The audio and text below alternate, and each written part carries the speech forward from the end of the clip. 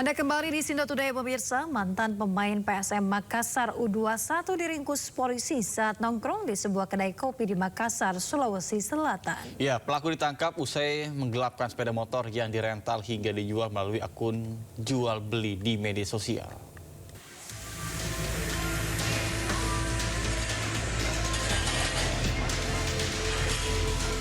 Tim Jatanras Polrestabes Makassar meringkus mantan pemain PSM U21 M. Triadi 28 tahun saat tengah nongkrong di sebuah coffee shop Jalan APP Tarani Makassar, Sulawesi Selatan.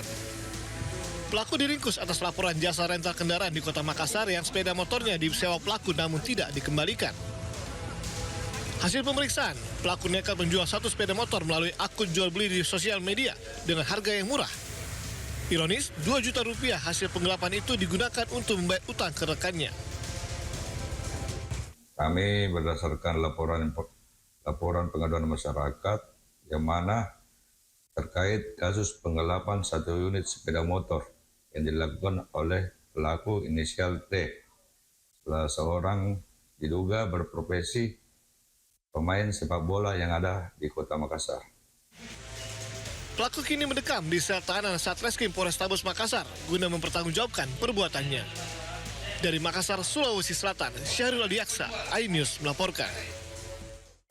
Kita ke informasi berikutnya pemirsa, setelah tidak terbukti menjual es kue berbahan spons, tidak hanya mendapat hadiah motor, Sudrajat juga mendapat bantuan renovasi rumah gratis.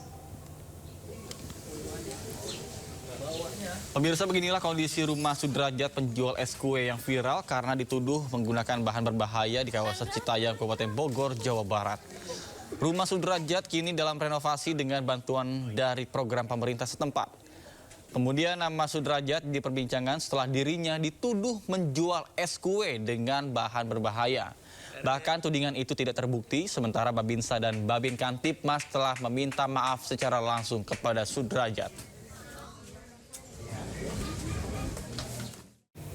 Pemirsa, Sudrajat, pedagang yang dituduh menjual es kue berbahan spons, mengaku dianiaya petugas kepolisian saat menjalani pemeriksaan. Ya, dirinya mengaku dipukul dan juga ditendang hingga diinjak-injak. Dia beli es kue, Pak. Itu es kue, saya belum tahu itu es jadul, dibejek-bejek aja sama-sama polisi. Sama-sama polisi dibejek-bejek. Dibejek-bejek dia jadi es kapas gitu, kayak es bedak, kayak es bedak Pak. Jadi ditonjok, diberi semuanya Pak. Hah? Ditonjok, dipakai cincin. Oke, Anda dipukul ya? Dipukul, diinjak-injak Pak. Bapak dipukul dan diinjak-injak oleh siapa Pak? Nama Polres, sama Polres. Oke, hanya karena dituduh esnya nggak aman untuk dikonsumsi? Kan kagak basi katanya. Basi. Oke. Ini juga fakta baru yang juga baru saya ketahui. Pak Sudrajat, apa pada saat itu yang disampaikan oleh mereka apa ketika memukul Bapak? Saya kayak anjing, kaki diangkat-angkat, semuanya pada diangkat-angkat. Jadi saya dicabut pakai selang air. Ada berapa orang seingat Bapak? Ada 10 orang. 10 orang? Iya Pak. 10 orang yang menganiaya Pak Sudrajat? Iya Pak. Di mana Pak kejadiannya Pak? Dekat belakang sekolah di Kemayoran. Berapa lama Pak Bapak dianiaya Pak? Hari Sabtu. Seharian Pak? Iya seharian. Dipukul, kemudian diapain lagi? Ditendang? Tendang, disabet. Disuruh mengakui atau disuruh apa Pak? Ngakuin ini punya siapa gitu. Kapolsek Kemayoran Kompol Agung Ardriansyah membantah anggotanya melakukan tindakan kekerasan saat mengamankan penjual es kue gabus di Kemayoran, Jakarta Pusat. Yang sudah saya sampaikan awalnya itu dari 110. Nah itu memang laporan itu wilayah Polsek Kemayoran. Tapi saya tidak tahu adanya apa viral atau gimana. Yang pasti di Polsek Kemayoran ini anggota saya tidak ada menggunakan kekerasan sedikit pun, tidak ada.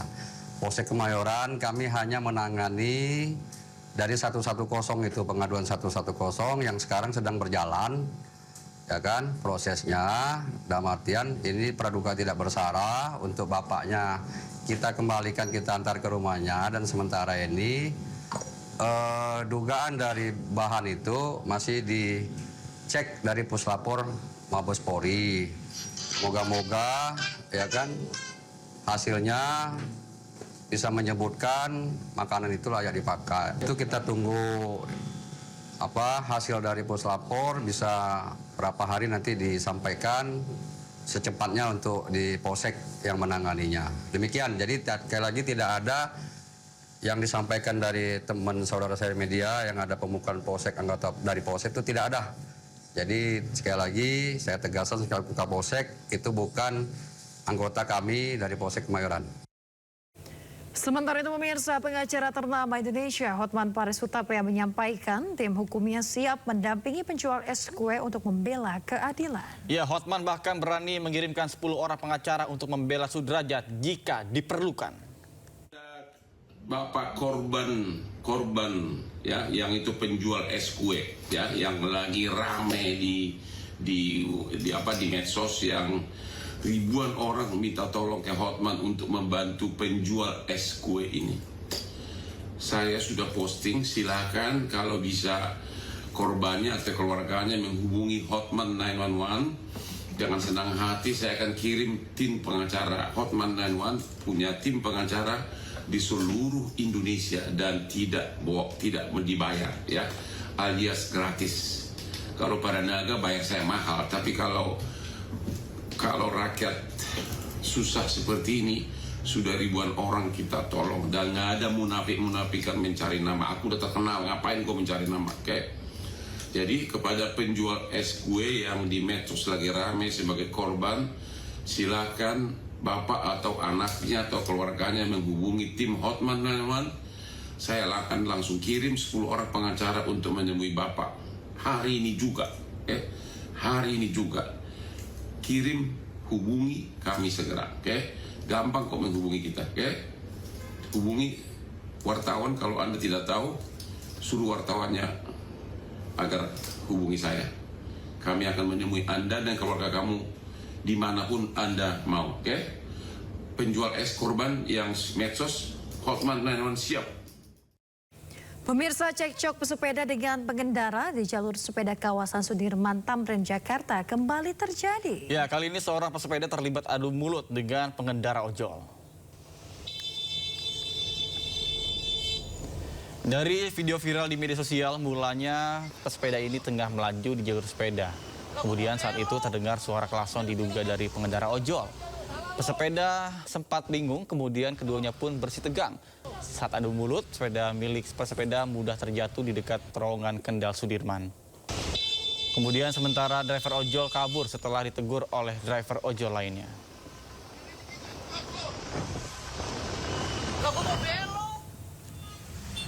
Sebelumnya pemirsa, kasus rebutan jalur sepeda juga sempat viral. Seorang pesepeda perempuan berani menghadang pengendara sepeda motor di jalur khusus sepeda di kawasan Sudirman. Sejumlah pemotor masuk ke jalur sepeda terpaksa berhenti. Anehnya, para pengendara sepeda motor ini masuk ke jalur sepeda tidak dalam situasi darurat di saat jalur arteri di sampingnya dalam keadaan lancar. Menurut undang-undang, pemotor yang masuk jalur khusus sepeda bisa dikenakan denda Rp500.000 dengan ancaman pidana maksimal 2 bulan penjara.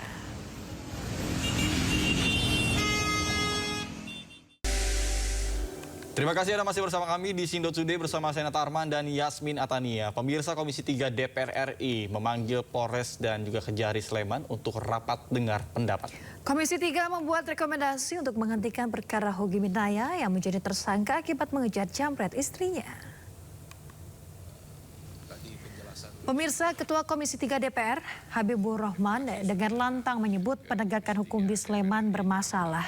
Hal itu ia sampaikan saat rapat dengar pendapat dengan Kapolres dan juga Kajari Sleman terkait dengan kasus Hogi Minaya yang ditetapkan sebagai tersangka.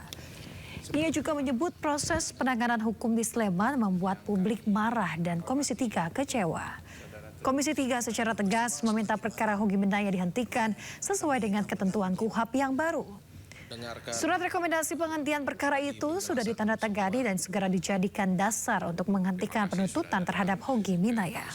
DPR RI mudah-mudahan.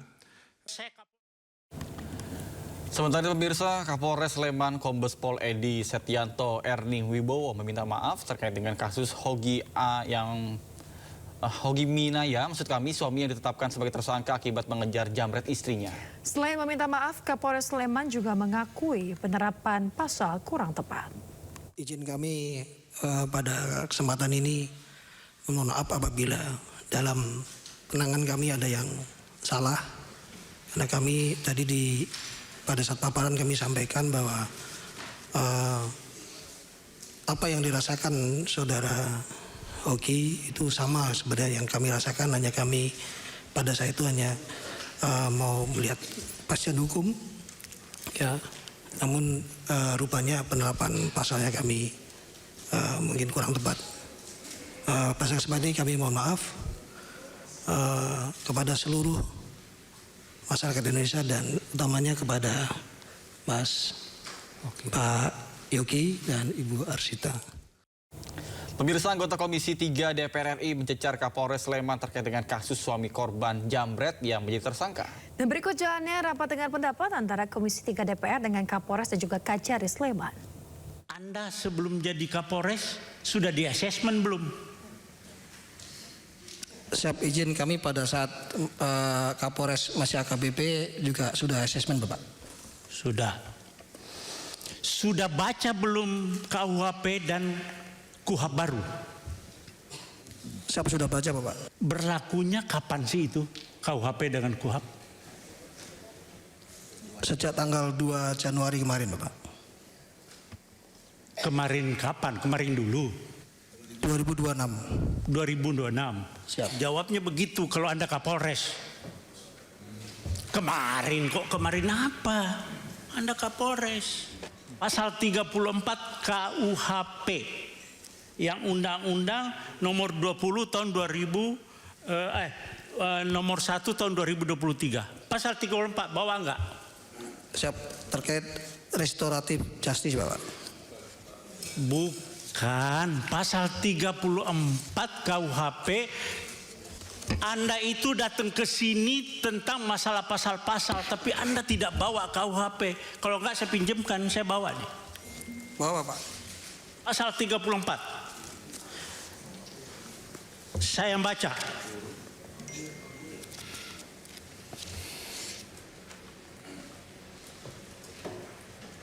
Kalau ya saya Kapolda kamu, masih Kapolda, Anda tidak bakalan sampai ke Komisi 3 dan saya sudah berhentikan Anda. Anda kok Kapolres sudah kombes seperti itu. Bagaimana polisi ke depan? Dan terhadap peristiwa tersebut tidak layak untuk dinyatakan sebagai peristiwa pidana. Karena itu tadi kami membuat kesimpulan meminta agar ya perkara ini dihentikan. Jadi bukan RJ ya, dihentikan berdasarkan pasal dalam KUHP baru pasal 65 ya yang mengatur huruf M ya yang mengatur kejaksaan, ini kan di penuntutan ya, kejaksaan bisa menghentikan perkara demi kepentingan hukum ya. Jadi saya pagi-pagi alhamdulillah sudah bisa berkomunikasi dengan abang saya Pak Jampidum, Bapak Asep ya kan. Beliau juga setuju tadi pagi terhadap peristiwa ini untuk dihentikan penuntutannya, dihentikan perkara ini. Ya, jelas ya Pak Hogi tidak ada niat untuk membunuh dan lain sebagainya, hanya mengejar orang tersebut. Ya, secara administrasi surat tadi sudah kami tanda tangani, besok akan menjadi akan dikirim ke pihak terkait, ke kejaksaan ya, lalu ke Jaksa Agung, ke Pak Kapolri juga. Pada intinya kami akan melaksanakan kesimpulan yang sudah disepakati bersama dalam kesempatan rapat siang ini tadi. Dan untuk mekanismenya kami akan segera menunggu petunjuk pimpinan. Kami akan segera melaporkan ini dan untuk mekanismenya nanti penghentiannya kita menunggu. Sementara itu, istri Hogi Minaya mengucapkan terima kasih karena telah mendapatkan keadilan. Ia juga berterima kasih pada DPR dan seluruh rakyat Indonesia. Alhamdulillah saya ucapkan terima kasih kepada seluruh masyarakat Indonesia yang sudah memberi atensi kepada kami. Alhamdulillah saya dan suami mendapatkan keadilan seadil-adilnya. Suami saya pada hari ini mendapatkan keadilan, kebebasan yang dari pertama kami minta. Alhamdulillah matur nuwun untuk Bapak pimpinan DPR yang sudah benar-benar mengayomi kami, mendengar kami. Saya ucapkan terima kasih untuk seluruh lapisan masyarakat Indonesia. Matur nuwun, matur nuwun. Sudah ikut pelatihan influencer, Cikita Fauzi tiba-tiba dicopot sebagai petugas penyelenggara ibadah haji atau PPIH 2026. Meski sedih, putri almarhumah Marissa Haque tersebut menerima keputusan. Ngasih tau aja sih bahwa semalam tuh aku dicopot dari petugas haji. Tiba-tiba pemberitahuannya ada arahan dari atasan kalau nggak salah, tapi ya udahlah aku nggak nanya-nanya lebih lanjut. Inilah curhatan Cikita Fauzi di Instagram miliknya usai dicopot sebagai petugas penyelenggara haji Indonesia atau PPIH. Ciki dicopot sebagai PPIH meski ia telah menjalani bimbingan teknis di Asrama Haji Pondok Gede, Jakarta selama beberapa pekan. Putri almarhumah Marissa Haque itu hanya diberitahu alasan pencopotan karena ada pemberitahuan dari atasan. Meski mengaku sedih, influencer sekaligus aktivis kemanusiaan itu mengaku menerima keputusan tersebut dan tidak ingin menelusuri penyebab mengapa ia diberhentikan mendadak. Ia mengaku tetap bersyukur sempat mengikuti pelatihan dan bertemu dengan sesama petugas haji. Jujur sedih banget karena one of my biggest dream itu jadi petugas haji sambil melayani tamu-tamu Allah. Aku minta maaf untuk jemaah haji tahun ini karena niat langsung untuk membersamai penyelenggaraan haji tahun ini ternyata belum mendapatkan jalannya. Sebanyak 4.418 orang terpilih menjadi petugas penyelenggara ibadah haji 2026. Angka itu naik sekitar 2 kali lipat dari tahun lalu. Penyelenggaraan ibadah haji tahun ini untuk pertama kalinya dilaksanakan oleh Kementerian Haji. Pemirsa, aksi unjuk rasa di depan Mapolres Jeneponto diwarnai kericuhan. Masa yang hendak membakar ban bekas dihalangi oleh polisi hingga terjadi aksi saling dorong.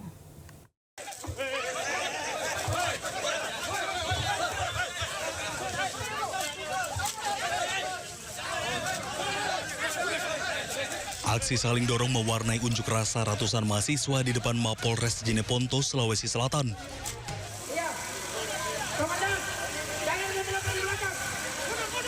Mereka menyuarakan aspirasinya dan menuntut pencopotan jajaran Polres Jeneponto. Massa menilai kinerja polisi tidak becus lantaran banyak kasus yang sejak lama tidak selesai. Di antaranya kasus tambang ilegal, perjudian, dan premanisme. Unjuk rasa semakin memanas karena massa mencoba membakar ban bekas namun dihalangi oleh polisi. Meski demikian, akhirnya massa membubarkan diri dan berjanji akan kembali berunjuk rasa dengan jumlah massa yang lebih besar. Dari Jeneponto, Sulawesi Selatan, Haris Karaing Mamo, iNews melaporkan. Pemirsa, ratusan pengemudi ojek online Rabu gelar unjuk rasa di depan kantor pusat Grab di kawasan TB Simatupang, Cilandak, Jakarta Selatan.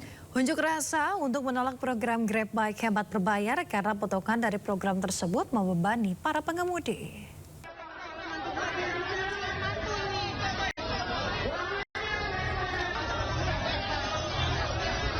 Unjuk rasa ratusan pengemudi ojek online di salah satu kantor ojek online di kawasan Jalan TB Simatupang, Cilandak, Jakarta Selatan yang berlangsung Rabu siang nyaris ricuh. Kericuan nyaris terjadi saat sejumlah pengemudi ojek online mendorong kawat berduri. Dalam unjuk rasa, massa menuntut penghapusan sistem tarif hemat yang dianggap memberatkan mitra pengemudi. Masa meminta pihak penyedia layanan untuk menghapus potongan sebesar 20.000 yang selama ini dibebankan kepada pengemudi. Jadi, ini dilakukan aplikator adalah dia memberikan promo kepada customer. Tetapi promo yang diberikan kepada customer itu kami yang membayar lewat berbayar program yang kami ambil itu. Jadi bayangkan berapa juta driver setiap hari diambil 20.000 dari satu orang driver kali berapa juta driver.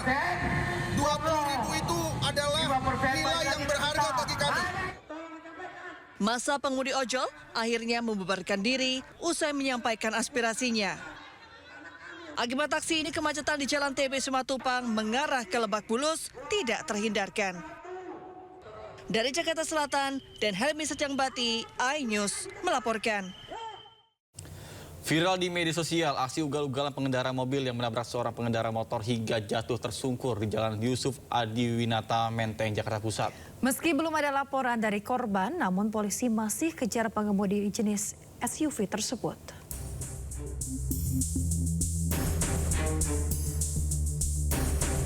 Inilah hasil kamera dashcam mobil merekam detik-detik aksi tabrak lari yang dialami seorang pengendara motor di Jalan Yusuf Adiwinata, Menteng, Jakarta Pusat. Korban yang tengah melintas di jalur tengah seketika tersungkur ke aspal usai diserempet mobil SUV ugal-ugalan yang melintas kencang dari arah belakang, tepatnya di Jalan Samratulangi menuju Jalan Agus Salim. Ironisnya, bukannya berhenti menolong korban, mobil tersebut justru langsung kabur. Meski hingga kini belum ada laporan dari korban, namun polisi tetap melakukan pengejaran terhadap pelaku. Itu sudah ditangani awal oleh unit Laka Lantas Polres Metro Jakarta Pusat. Kemudian dari TKP kami sedang mendalami identitas dari korban dan identitas dari pengendara mobil. Mobil jenis SUV warna hitam, untuk identitas pastinya sementara kami dalami. Polisi menghimbau kepada pengendara motor berjaket merah yang menjadi korban tabrak lari segera membuat laporan resmi agar kasusnya bisa dilanjutkan. Dari Jakarta Pusat, Rani Stone Sanjaya, iNews melaporkan. Pemirsa, turnamen ASEAN Pool Championship 2025 resmi digelar di Pusat Latihan Nasional PB Popsi di Gedung iNews Tower, Jakarta Pusat. Kejuaraan biliar bergengsi bertaraf internasional ini mempertemukan para atlet biliar terbaik se-Asia. Breakthrough dari Ketua Umum PB Popsi Haritanu Sudibyo menandai dibukanya turnamen ASEAN Pool Championship 2025 yang digelar di Pusat Latihan Nasional PB Popsi di Gedung iNews Tower, Jakarta Pusat. Pembukaan turnamen berskala internasional ini turut dihadiri Wakil Ketua Umum PB Popsi Warren Hariputra Tanu Sudibyo, Sekretari Jenderal International Billiard and Snooker Federation Michael Alcouri, serta jajaran pengurus PB Popsi. Turnamen yang digelar dari tanggal 24 hingga 31 Januari 2026 ini diikuti ratusan atlet biliar terbaik dari 20 negara di Asia. Jadi ini Asian Championship yang kedua. Yang pertama itu udah lebih dari 20 tahun. Jadi ya kami bangga bisa membuat event ini lagi yang kedua untuk level Asia yang ikut 20 negara. Ada total 225 termasuk kualifikasi. Jadi yang paling besar tentunya partisipan dari Indonesia, kemudian dari Filipina sama dari Taipei. Actually, we feel that Indonesia is one of the best hosting countries to organize the tournament. We are too much happy, especially to see the Asian juniors compete in this championship with a big number of players. ASEAN Pool Championship 2025 mempertandingkan 3 kategori, yakni Men, Women, dan Junior U19. Para atlet biliar akan memperebutkan total hadiah sebesar $76.000 Amerika Serikat atau lebih dari 1,2 miliar rupiah.